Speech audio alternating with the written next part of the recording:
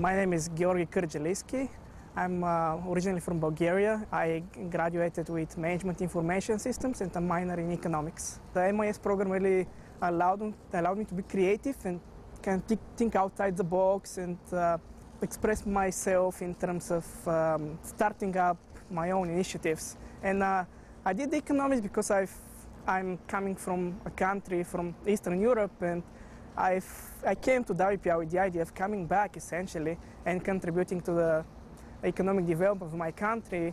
And now that Bulgaria has been in the European Union since 2007, I'd like to have the foundation of going back and kind of helping the country in these initiatives. I started the WPI Entrepreneurship and Innovation Club, and I was involved in working with advisor Frank Hoy.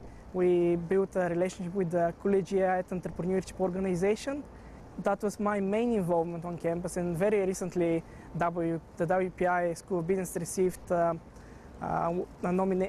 ranked #1 by the Business Week for their entrepreneurship program. WPI has made a strategic commitment to innovation and entrepreneurship, a natural extension of the WPI plan.